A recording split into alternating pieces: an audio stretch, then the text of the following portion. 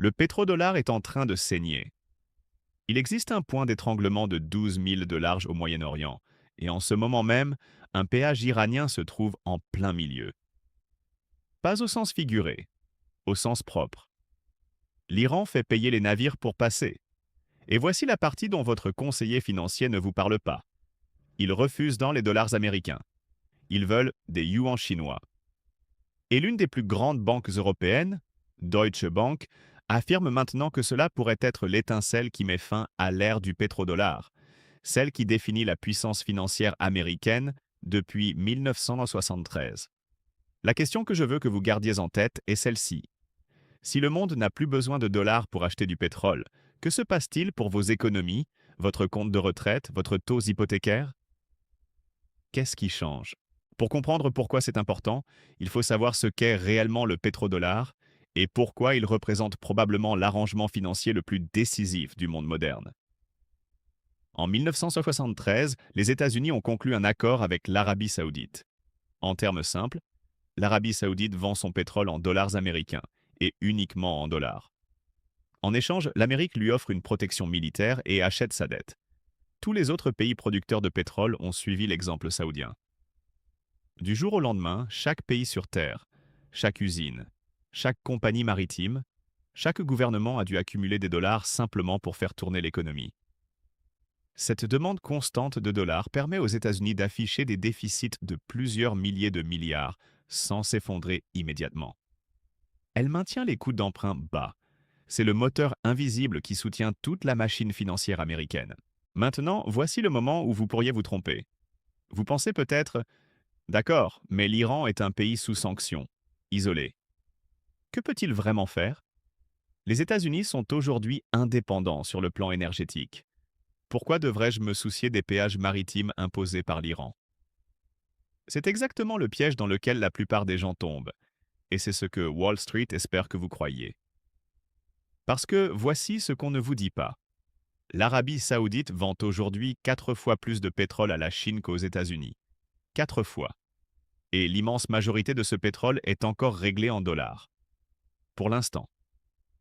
L'Iran vient de lancer un ultimatum à tous les États du Golfe. Payez le péage en yuan, sinon vos tankers restent à quai.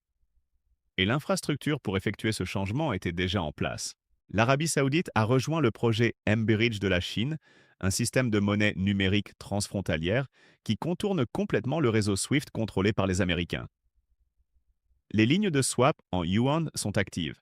50 milliards de yuan sont prêts à circuler. La rampe de sortie du dollar a été construite discrètement au cours des 5 dernières années. L'Iran vient simplement d'allumer le panneau d'entrée. Voici donc ce qui se passe réellement, et je veux que vous l'entendiez clairement. L'Iran n'est pas stupide. Ils ont analysé la position de négociation américaine, et ils ont conclu. Nous avons plus de leviers que vous ne l'imaginez. Et ils ont raison. Les États-Unis abordent ce conflit avec un déficit budgétaire déjà projeté à 5,8% du PIB cette année. Ajoutez 200 milliards de nouvelles dépenses du Pentagone, et vous dépassez les 6,7%. Ajoutez des taux d'intérêt plus élevés sur une montagne de dettes déjà énorme, et, d'ici 2036, les analystes parlent d'un déficit entre 8 et 9% du PIB. C'est le calcul lent de la dépréciation du dollar. L'Iran sait que chaque semaine supplémentaire coûte plus cher aux États-Unis qu'à lui-même. Leurs exigences sont désormais publiques et calculées. Ils veulent la levée complète des sanctions. Ils veulent des réparations, potentiellement des centaines de milliards de dollars. Ils veulent une reconnaissance formelle de leur contrôle sur le détroit d'Ormuz. Les conditions de cessez-le-feu proposées par Trump ont été rejetées comme illogiques. Une pause de 30 jours, un gel de l'enrichissement de l'uranium, l'arrêt des frappes sur les infrastructures énergétiques du Golfe. L'Iran a regardé cette liste et a répondu « Si nous acceptons cela pendant que les troupes américaines continuent de se déployer dans la région, nous perdons tout notre levier dès que les armes se taisent. » Ils ont donc transformé le détroit en source de revenus. Les navires qui passent subissent maintenant des heures, parfois des jours, de vérification. Déclarez votre cargaison, partagez vos données de voyage, et si vous transportez du pétrole ou du gaz, cela vous coûtera 2 millions de dollars pour passer. Certains navires circulent, surtout les bâtiments iraniens et ceux liés à la Chine. Tous les autres négocient ou attendent. Et ceux qui passent le plus rapidement sont ceux qui paient en yuans. Les analystes de Deutsche Bank ont chiffré le phénomène. Si l'Iran impose un système de tarification en yuans à travers Hormuz, entre 10 et 20% du commerce mondial de pétrole pourrait se dédollariser. Cela ne semble pas catastrophique pris isolément, mais suivez le flux d'argent jusqu'au bout. Si les États du Golfe commencent soudainement à gagner des yuans au lieu de dollars, l'étape logique suivante consiste à acheter des actifs chinois avec ces yuans. Actions chinoises, obligations chinoises. Les fonds souverains du Golfe contrôlent de plus de 8 000 milliards de dollars d'actifs dans le monde. La majorité est aujourd'hui investie en dollars. Si seulement une fraction de ces capitaux se réoriente vers l'Est, les coûts d'emprunt américains vont grimper. Et quand les coûts d'emprunt américains augmentent, les taux hypothécaires restent élevés, les taux des cartes de crédit restent élevés. Chaque Américain endetté le ressent. Et voici ce qui devrait vraiment vous arrêter net. Pendant les récentes turbulences, les bons du Trésor américain ont perdu de la valeur. Les obligations européennes ont baissé. Le yen japonais a chuté. Vous savez ce qui est resté stable?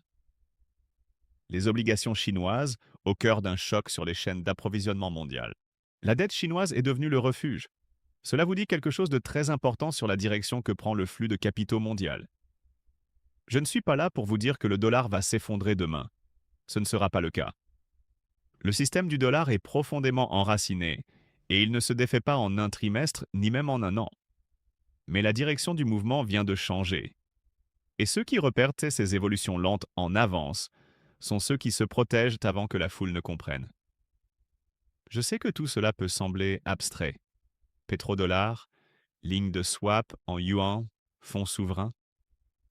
On a l'impression que cela se passe dans des salles de conseil à 10 000 km d'ici, et que cela n'arrive chez vous que sous forme d'un prix de l'essence un peu plus élevé, ou d'un rendement un peu moins bon sur votre fonds obligataire.